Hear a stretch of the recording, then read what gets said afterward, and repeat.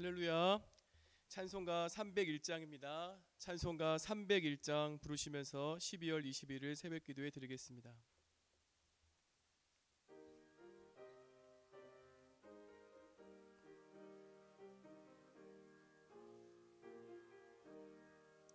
지금까지 지내온 것 주의 크신 은혜라. 한이 없는 주의 사랑 어찌 이루 말하랴. 자나깨나 주의 손이 항상 살펴주시고 모든 일을 주 안에서 형통하게 하시네. 몸도 맘도 연약하나 새 힘마다 살아내. 물 붓듯이 부시는 주의 은혜 족하다. 사랑 없는 거리에 나 험한 산길 헤맬 때 주의 손을 굳게 잡고 찬송하며 가리라. 주님 다시 배올 날이 날로 다가와. 무거운 짐 주께 맡겨 벗을 날도 멀잡네.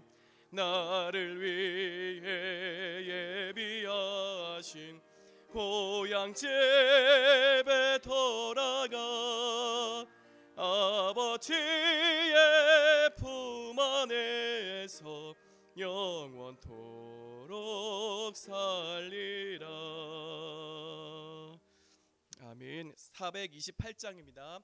찬송가 428장 박수 치시면서 찬송하시겠습니다.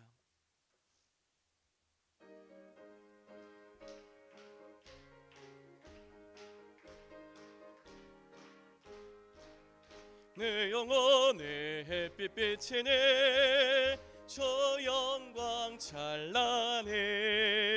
이 세상 어떤 빛보다 이 빛 더 빛나네.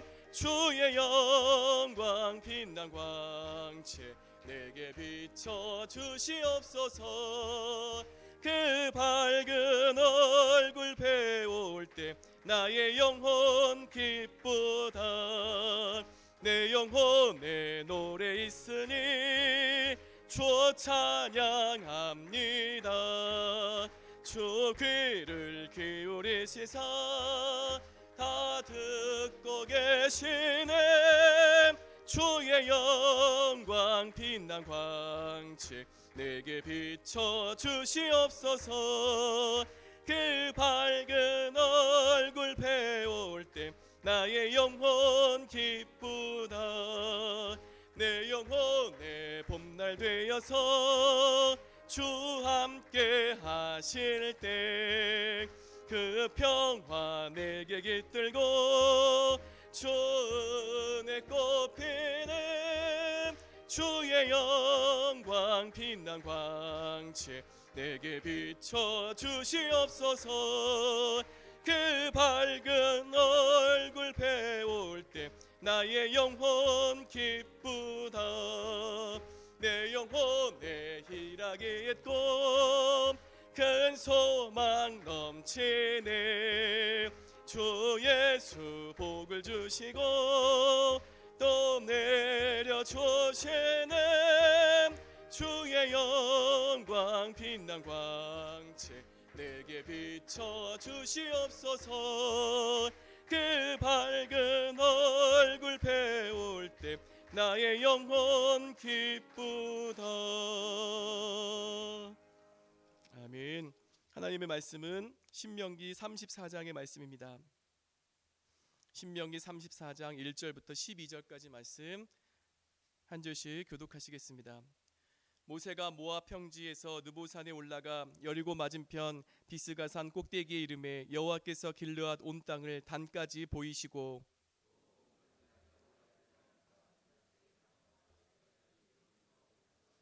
네겝과 종려나무의 성읍 여리고 골짜기 평지를 소알까지 보이시고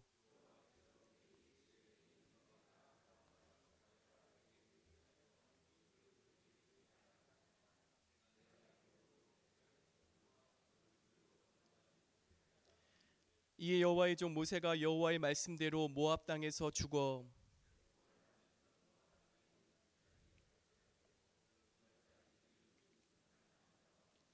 모세가 죽을 때 나이 120세였으나 그의 눈이 흐리지 아니하였고 기력이 쇠하지 아니하였더라.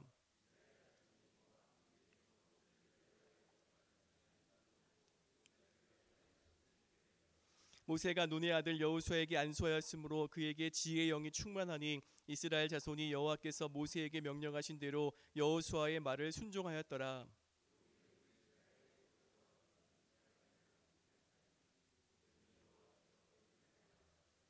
여호와께서 그를 애굽 땅에 보내사 바로와 그의 모든 신하와 그의 온 땅의 모든 이적과 기사와 모든 큰 권능과 위엄을 행하게 하심에 온 이스라엘의 목전에서 그것을 행한 자이더라. 아멘. 오늘 말씀의 제목은 모세의 죽음입니다. 모세의 죽음. 오늘 신명기 34장은 신명기의 마지막 장이고 또 모세오경의 마지막 말씀입니다. 모세오경을 마무리하고 또 신명기 말씀을 마무리하며 모세의 죽음 그리고 여호수아에게 그 리더십이 완전히 이양됐음을 선포합니다. 하나님의 사람 모세의 최후를 오늘 말씀에서 우리에게 알려주고 있습니다. 120세 모압 평지까지 출애굽한 이스라엘 백성을 이끌고 모세가 왔습니다. 느보산 꼭대기에서 가나안 땅의 모든 그 지경을 눈으로 봅니다. 하지만 언약의 땅 가나안 땅에 모세는 들어가지 못합니다. 오늘 본문에서 모세를 지칭하는 그 이름 두 가지가 나옵니다. 하나는 5절 말씀에 여호와의 종 모세, 하나님의 종으로 사명자로 120세까지 귀하게 헌신한 모세에 대해서 증명하고 있습니다. 또 10절에는 선지자 모세입니다. 하나님께서 모세에게 말씀을 주시고 그 말씀을 선포케 하시고 백성들에게 그 말씀을 가르쳤습니다.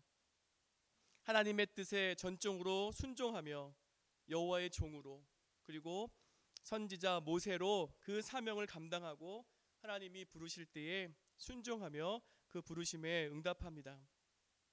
하나님께 귀하게 쓰임받고 하나님을 대면하여 보고 친밀함의 은혜를 누린 그 모세의 마지막을 오늘 본문에서는 기록하고 있습니다. 우리가 잘 알고 있듯이 모세의 생애는 크게 세 부분으로 나누어 볼 수 있습니다. 40세까지는 애굽에서 바로의 공주의 아들로 성장했습니다. 그리고 중반 40년 80세까지는 미디안의 광야에서 장인 이드로의 양을 치면서 목자의 삶을 살았습니다. 그리고 후반 40년은 출애굽의 위대한 지도자로서 광야에서 이스라엘 백성을 이끌고 40년을 살았습니다. 도합 120년을 모세는 파란만장한 삶을 살고 이제 하나님의 정한 때에 그 사명을 내려놓고 주님의 부름을 받았습니다. 모세의 그 삶도 정말 대단하고 특별히 오늘 본문 가운데 보면 모세의 그 인생의 마지막도 그 의미가 있습니다. 하나님이 정한 때에 모세를 부르셨습니다. 기력도 쇠하지 않고 눈에 총기도 있고 왕래할 수 있지만 여기까지라는 겁니다. 모세의 사명은 출애굽하여 광야를 지나는 그 광야의 사명입니다. 이제 요단강 건너서 가나안 땅에 들어가는 가나안 정복의 그 시대는 여호수아에게 그 사명이 이양됩니다. 그런데 하나님께서 모세를 부르셨는데 모세를 장사를 치르고 그 묘소 모세가 어디에 묻혀 있는지 그것을 아는 사람이 아무도 없습니다. 하나님께서 모세의 그 종으로서 선지자로서의 위대한 사명 감당한 것을 아시기에 후에 이곳이 모세의 묘소다, 모세가 이곳에 묻혔다라고 하면 이스라엘 백성들이 찾아와서 우상화하고 섬길 것을 하나님이 미리 아시고 하나님이 모세를 불러가셨지만 모세가 어디에 묻혀 있는지는 아무도 모릅니다. 하나님만 아십니다. 대강절 절기에 아기 예수님은 이 땅에 평화의 왕으로 오셨습니다. 또 새벽기도 신명기 34장에서 모세는 하나님의 부름을 받고 또 역사에서 물러갑니다. 오늘 말씀을 통하여서 영적인 은혜를 나누고 또 몇 가지로 기도의 제목을 얻고자 합니다. 첫째로 알 수 있는 것은 하나님의 사명을 완수한 모세의 행복한 죽음입니다. 하나님의 사명을 마친 그때에 모세를 부르십니다. 출애굽한 이스라엘 백성들과 함께 광야에 40년을 지냅니다. 동고동락했죠. 정말 모세를 향해 원망하고 불평한 그 모든 것들을 다 모세가 감내하면서도 하나님 앞에 중보하며 기도합니다. 이 이스라엘 백성들을 전부 다 진멸하지는 마시고 살려주시고 회복시켜 주시옵소서. 모세는 그렇게 중보자의 또 사명자의 그 모든 것들을 감당하며 모압 평지까지 달려왔습니다. 우리가 이미 살펴본 것처럼 모세는 무리바의 그 반역함으로 또 하나님의 거룩함과 영광을 드러내지 못함으로 가나안 땅에 들어가지 못한다는 것을 모세 자신도 알고 있습니다. 그럴 때 신명기 3장 25절과 26절 말씀 보시면 구하옵나니 나로 건너가게 하사 요단 저편에 있는 아름다운 땅 아름다운 산과 레바논을 보게 하옵소서 하되 여호와께서 너희의 연고로 내게 진노하사 내 말을 듣지 아니하시고 내게 이르시기를 그만해도 족하니 이 일로 다시 내게 말하지 말라. 요단 저편의 아름다운 땅 가나안 땅에 들어가고 싶어서 모세도 하나님 앞에 간절히 기도했습니다. 하나님, 나로 건너가게 하사 저도 요단강 건너서 저 가나안 땅 언약의 땅에 그 아름다운 땅에 들어가고 싶습니다. 레바논을 보고 싶습니다. 그럴 때 하나님께서 모세의 기도 들으시고 단호하게 그만하라 말씀하십니다. 내게 이르기를 그만해도 족하니. 모세가 감당해야 될 사명은 광야입니다. 모압 평지 느보산까지고 요단강 건너서 가나안의 정복 전쟁의 그 사명은 여호수아에게 넘어갔기 때문에 여호수아와 갈렙과 출애굽 2세대의 자녀 세대들은 가나안 땅에 들어갈 수 있지만 모세는 들어갈 수 없다. 하나님의 단호한 의지를 다시 한번 모세가 깨닫습니다. 그리고 절대로 다시 나도 가나안 땅에 들어가고 싶습니다. 그렇게 허락해달라고 매달리지 않습니다. 약속의 땅을 밟아보고 싶지만 그저 눈으로 그 땅을 보는 것으로 만족해야 했습니다. 여러분, 이런 모세를 생각하면 참으로 마음 아픈 게 사실입니다. 출애굽의 여정 가운데 얼마만큼 힘든 시간을 보내며 이스라엘 백성을 여기까지 이끌고 사명 감당했는데 언약의 땅 가나안 땅 아브라함에게 주시기로 약속한 저 축복의 땅에 들어가지 못하는 그런 현실 가운데 모세는 정말 무거운 마음으로 하나님 앞에 기도했습니다. 그런데 그만해도 족하다. 그 응답을 받은 거죠. 그리고 오늘 6절과 7절 말씀 보시면 벳부을 맞은편 모압 땅에서 이제 죽어 장사됩니다. 골짜기에 장사되었다. 오늘날까지 이 말씀이 기록되는 그 상황까지 모세가 어디에 묻혀 있는지 아는 사람은 아무도 없습니다. 주석을 살펴보니까 하나님께서 모세의 그 삶을 부르셨습니다. 120배의 삶에 부르셨는데 골짜기에 장사되었다 했을 때 누가 모세를 장사했는가? 하나님인가? 여호수아인가? 이스라엘 백성인가? 구약의 학자들은 하나님께서 모세를 장사 지냈다. 그렇게 이제 연구 결과를 이야기합니다. 벳볼 맞은편 모압 땅에 있는 골짜기에 장사되었고 모세가 장사되었는데 누가 장사했냐는 거죠. 하나님이 하셨습니다. 그 생명 하나님이 부르시고 남겨진 그 시신을 하나님이 정한 그곳에 골짜기에 잘 안장합니다. 혹여나 이스라엘 백성들이 후에 그 묘소를 찾아와서 숭배하며 우상처럼 모실까봐 그 묘소를 아는 사람이 아무도 없습니다. 사랑하는 여러분, 모세가 죽음을 맞이해서 가나안 땅에 들어가지 못하지만 결코 하나님과의 영적인 친밀함의 관계를 갈라놓지는 않습니다. 가나안 땅 들어가고 싶습니다. 기도했는데 하나님께서는 그만하면 족하다 말씀하십니다. 그 생명 거두어 가십니다. 그것으로 인하여서 하나님과 모세와의 영적인 관계가 멀어지는 게 아닙니다. 관계가 갈라지지도 않습니다. 친히 하나님께서 장례를 다 치르십니다. 출애굽의 영도자로 이스라엘의 큰 발자취를 남긴 모세도 세상 모든 사람이 가는 그 길로 걸어갑니다. 바로 인생을 마감하는 거죠. 애굽에서는 110세가 장수의 나이라고 합니다. 그런데 이스라엘 백성들은 120세가 가장 이상적인 나이로 꼽습니다. 그래서 오늘날도 장수의 복을 빌어줄 때 120세까지 사십시오, 그렇게 기원한다고 합니다. 그런데 모세가 120세에 하나님의 부름을 받았습니다. 정정했습니다. 눈빛도 살아있고 총기도 있었습니다. 모세는 병들어 죽은 게 아닙니다. 노환으로 죽은 게 아닙니다. 하나님이 부르시니까 모든 그 일을 마치고 그곳에서 담대하게 하나님 앞에 선 겁니다. 사랑하는 여러분, 우리가 모세의 죽음을 통해서 알 수 있는 것은 모세의 사명은 요단 동편까지라는 겁니다. 광야를 지나서 모압 평지까지 이스라엘 백성을 이끄는 것이, 지도자로서 이스라엘 백성을 통치하며 동고동락하는 것이 모세의 사명입니다.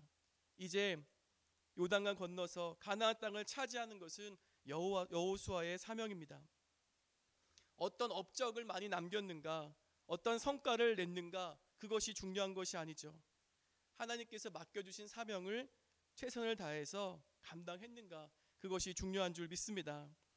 모세가 그 사명을 최선을 다해 감당하고 완수하니까 하나님 앞에 서게 된 겁니다.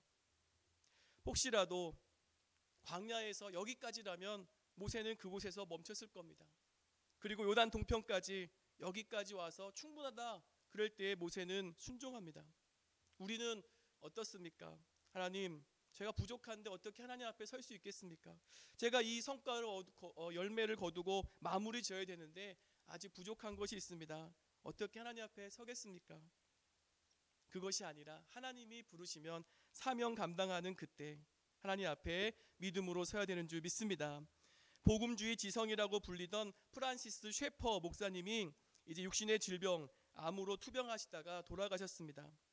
그때 하나님은 그에게 그만하라, 쉬라, 그렇게 말씀하셨습니다. 그럴 때에 셰퍼 목사님은 이렇게 마지막 한마디를 남겼습니다. 하나님, 이제 지쳤습니다. 저를 데려가 주십시오. 지쳤습니다. 이제 저를 데려가 주십시오. 하나님의 품에 안기고 싶은 셰퍼 목사님의 고백이죠. 사랑하는 여러분, 우리의 사명을 다하는 그때 하나님께서 모세를 부르신 것처럼 우리 또한 불러 가시는 줄 믿습니다. 하나님 만나는 준비를 해야 돼요. 우리에게 코로 호흡하는 생명을 주신 분도 하나님이시고, 하나님이 정한 때 사명을 완수하는 그때 불러 가시는 분도 우리 하나님이신 줄 믿습니다. 그 하나님 앞에 사명 감당했습니다. 기쁨으로 또 감사함으로 영광으로 설 준비를 하시는 우리 모두가 되어야 되는 줄 믿습니다. 둘째로 알 수 있는 것은 모세는 하나님과의 친밀함의 지수가 높았습니다. 하나님과의 영적인 친밀함의 은혜를 누렸습니다. 10절 말씀 보시면 그 후에는 이스라엘에 모세와 같은 선지자가 일어나지 못하였나니 모세는 여호와께서 대면하여 아시던 자요. 민수기 12장 8절 보면 하나님께서 모세와는 얼굴과 얼굴을 대면하여 친밀하게 대화했다, 그렇게 기록합니다. 모세의 탁월함입니다. 후에 모세와 같은 수많은 선지자들이 세워졌지만 모세처럼 하나님과 대면하여 보고 영적인 친밀함의 은혜를 누린 그 선지자는 나타나지 않았다, 그렇게 오늘 말씀은 기록합니다. 출애굽기를 보면 모세가 최소 3번 이상 40일 기도한 것을 우리는 알 수 있습니다. 첫 번째는 시내산에 올라가서 십계명의 2 돌판을 받을 때 모세는 40일 금식하며 하나님을 만나고 또 하나님께 십계명의 2 돌판을 받아 내려왔습니다. 그럴 때 산 밑에서 이스라엘 백성들은 금송아지를 만들고 우상 숭배를 합니다. 그 십계명의 2 돌판을 던져서 깨트려 버리죠. 그날에 3,000명의 목숨을 잃는 이스라엘 백성들이 심판을 받습니다. 그리고 다시 하나님 앞에 나아가서 40일을 기도합니다. 하나님, 진노를 거두시고 저 이스라엘 백성 모두 진멸하지는 마소서, 그렇게 중보하며 기도합니다. 그리고 다시 십계명의 2 돌판을 받아서 내려옵니다. 또 한번 하나님 앞에 나아가서 40일 기도하며 하나님과 영적인 친밀함의 은혜를 모세는 누렸습니다. 여러분, 40일을 거룩한 산에 올라가서 기도한다 생각해 보십시오. 모세가 무엇에 집중했겠습니까? 하나님 말씀 주시고 하나님 음성 듣기를 사모하고 하나님과 영적인 친밀함을 기대하며 정말 기도하는 데 집중했을 것입니다. 그럴 때 출애굽기 33장 11절 이렇게 말합니다. 사람이 자기의 친구와 이야기함 같이 여호와께서는 모세와 대면하여 말씀하시며, 금식하며 거룩한 산에 올라가 하나님 앞에 모든 것 맡기며 기도할 때 하나님께서 모세를 만나 주십니다. 그런데 친구와 이야기하듯이, 가까운 친구와 교제 나누며 이야기하며 대화하듯이 모세는 하나님과 영적인 친밀함의 은혜를 누렸습니다. 우리가 성경을 통해 알고 있는 것은 하나님을 대면하면 목숨을 부지할 수 없다, 그렇게 알고 있습니다. 태양을 바로 쳐다볼 수 없듯이 그 거룩함과 그 영광의 빛을 지닌 하나님을 우리가 대면하여 볼 수 없습니다. 다만 야곱도 출애굽기 33장 20절 말씀 보면 내가 내 얼굴을 보지 못하리니 나를 보고 살 자가 없음이라, 그 말씀을 하셨어요. 하나님을 보고 살 자가 없다. 그런데 야곱은 하나님을 보면서 이제 여기가 하나님의 집이구나, 그렇게 말했습니다. 그래서 베델이라고 그 지역을 명명합니다. 직접 보지는 않고 거룩한 강체, 또 주의 야복강에서 주의 천사와 씨름하면서 하나님의 존재를 야곱은 깨달았습니다. 그런데 모세처럼 40일을 금식하며 기도할 때 하나님과 친구처럼 교제하고 영적인 친밀함의 은혜 누린 사람은 없습니다. 하나님과의 친밀함의 지수, 그 영적인 교제가 모세가 가장 위대하고 탁월했습니다. 시내산에서 기도하고 내려온 모세를 볼 때에 백성들은 이렇게 말했습니다. 그 얼굴에서 광채가 난다.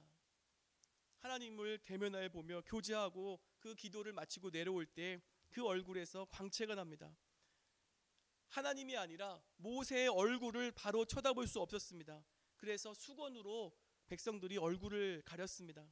왜냐하면 하나님을 보면 살 수 없는 것처럼 하나님과 교제하다가 내려온 모세의 그 거룩한 광채 때문에 혹여나 우리도 목숨을 잃지는 않을까, 그 두려움 가운데 수건을 얼굴로 가렸습니다. 정말로 모세는 하나님의 가장 위대한 종이요, 하나님과 영적인 친밀함의 은혜가 넘친 하나님의 사람인 줄 믿습니다. 여러분, 요한복음 14장 23절 보시면 나를 사랑하면 내 말을 지키리니 내 아버지께서 저를 사랑하실 것이요 우리가 저에게 와서 거처를 저와 함께 하리라.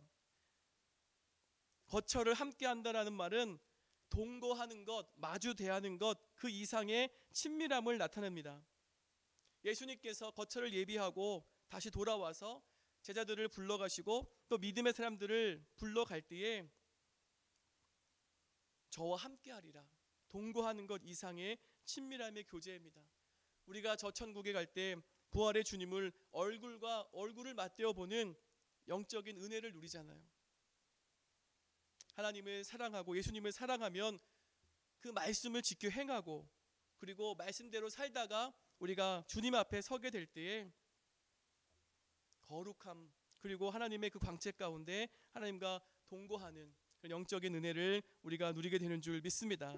그러려면 하나님을 믿고 하나님의 기록된 계명의 말씀, 그 말씀을 묵상하고 말씀을 영의 양식으로 삼아야 되는 줄 믿습니다. 신명기 30장에서도 복과 화가 있는데 우리가 복의 길로 가고 축복의 길로 가려면 하나님의 말씀, 또 모세를 통해 선포된 그 계명의 말씀, 토라와 그 율법의 말씀을 지켜 행할 때에 우리가 복된 길로 걸어갈 수 있다, 그렇게 성경은 분명하게 우리에게 알려주고 있습니다.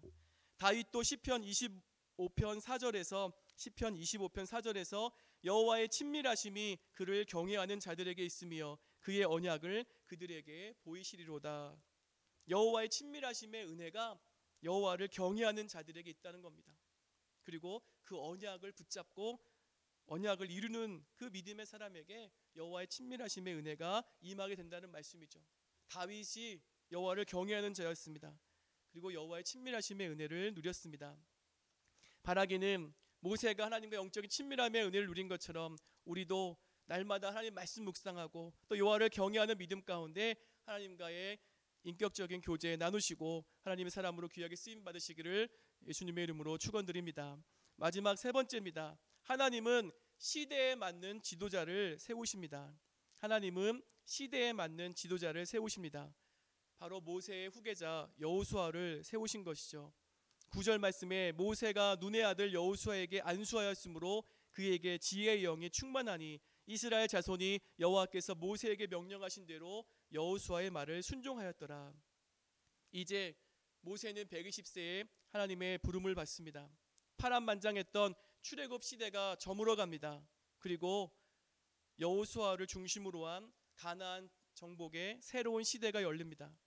율법을 대표로 하는 모세는 느보산에서 하나님의 부르심을 받고 여호수아를 중심으로 하며 여호수아를 대표로 하는 복음의 시대가 새롭게 열립니다. 그래서 여호수아를 신약에 오시는 예수님으로 예표합니다. 구원하시고 그리고 새롭게 하시는 그 예수님의 모습이 여호수아에게 담겨 있다는 거죠. 특별히 본문에서 모세는 그 마지막에 여호수아에게 안수를 합니다. 안수를 하면서 이스라엘 백성들에게 이제 이스라엘 이끌어갈 지도자 또 나의 후계자는 여호수아이다라는 것을 공개적으로 선포하는 겁니다. 동시에 하나님께서 지혜의 영을 충만케 하셨습니다. 성령 충만케 했다라는 말씀이죠. 그래서 겉으로는 안수함으로 후계자가 여호수아임을 드러나고 또 성령의 충만함 가운데 지혜의 영이 임하여서 여호수아가 지혜와 능력을 얻어 이스라엘 백성들을 통치하게 됩니다. 이제 광야를 지나는 율법의 모세의 시대에서 가나안 땅에 들어가 정복 정쟁을 하는 복음의 새로운 시대가 열린 겁니다. 여러분 성경을 통해 보면 그때마다 하나님께서 꼭 필요한 적합한 인물들을 세워서 지도자로 쓰셨습니다. 여호수아가 그러했습니다. 그리고 사울 왕도 처음에는 백성들의 요구에 의해서 세워졌지만 하나님께 불순종하고 또 사사로이 번제를 드리고 할 때에 하나님의 영이 떠납니다. 사무엘을 통하여서 이새의 막내 아들 다윗을 준비하고 두 번째 왕으로 기름 부었습니다. 사사기를 보면 그때마다 필요한 인물을 사사로 세우시고 이스라엘을 통치하게 했습니다. 오랜 기간 동안에 사사가 통치하지 않았어요. 그때마다 필요할 때 하나님은 지도자를 세우시고 사사로 들어 쓰셨습니다. 엘리야의 시대가 지나가니까 엘리사가 갑절의 영감을 받아서 그 사명을 감당합니다. 사도행전 7장에 보면 7지사를 세우죠. 사도들을 통해서 기도와 말씀에 전념하게 하고 7지사를 세워서 성도들의 필요를 채웁니다. 구제와 긍휼의 그 사역을 감당케 합니다. 사랑하는 여러분, 하나님께 쓰임받는 믿음의 사람들, 어떤 외모나 학식이 아니라 영적인 리더십, 성령 충만함 가운데 지혜와 능력을 통해 그 사명을 감당하는 줄 믿습니다. 영적인 리더십, 또 기도하고 주님 의지하는 그 마음이 충만할 때 하나님께서 그 사람을 믿음의 리더로 들어 쓰시는 줄 믿습니다. 하나님이 필요한 때 시대를 바꾸는 하나님의 사람으로 준비된 인물을 들어 쓰십니다. 그리고 그 일을 감당할 수 있는 능력을 부어주시죠. 지혜의 영을 여호수아에게 부어주신 것처럼 하나님의 귀하게 쓰임받는 믿음의 리더들에게 또 우리 모두에게 하나님께서 지혜의 영 주시고 귀한 사명을 감당케 하시는 줄 믿습니다. 세상의 기준이 아닙니다. 하나님의 합당한 기준, 영적인 리더십 또 신앙의 영성, 그것이 준비되어질 때 하나님이 세워서 그 시대를 감당케 하시는 줄 믿습니다. 저와 여러분이 귀하게 하나님 앞에 쓰임 받으시기를 예수님의 이름으로 축원드립니다. 기도하겠습니다.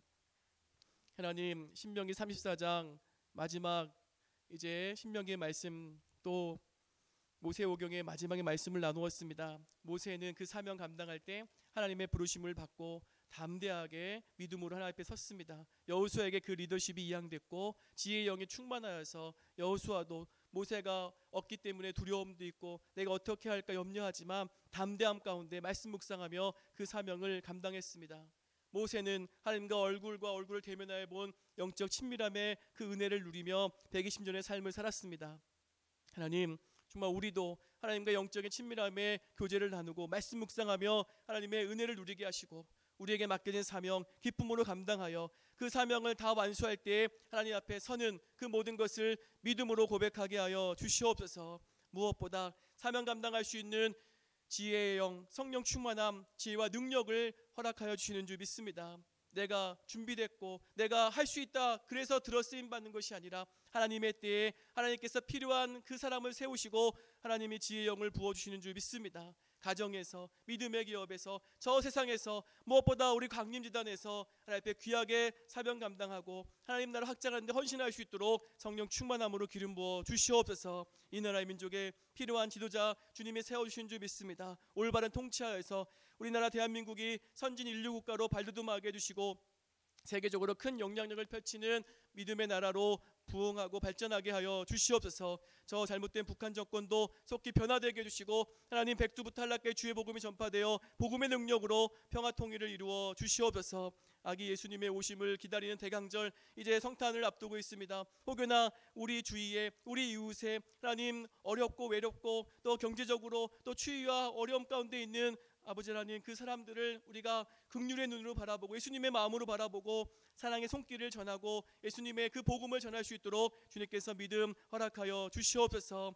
감독님, 담임 목사님 늘 성령 충만함을 기름 부어주시고 말씀의 권세 허락해 주시고 영적 리더십이 한국교회를 넘어 세계교회까지 흘러가게 하여 주시옵소서. 남교회, 서교회의 부흥을 이루어주시고 공사가 진행 중인 북교회 추운 날씨 가운데 안전하게 계획대로 순적하게 공사가 진행될 수 있도록 주님 함께하여 주시옵소서. 광림의 권속들의 기도와 헌신으로 세워지는 줄 믿습니다. 하나님 앞에 정말 기쁨으로 헌신하며 주의 몸된 제단을 건축하며 나갈 수 있도록 주여 은혜 더하여 주시옵소서. 교회학교, 청년부, 청장년부의 부흥을 이루어주시고 우리 믿음의 후손들이 하나님 정말 신앙의 올바름 가운데 서게 해주시고 예수님 만난 그 믿음의 고백을 할 수 있도록 주님께서 은혜 허락하여 주시옵소서.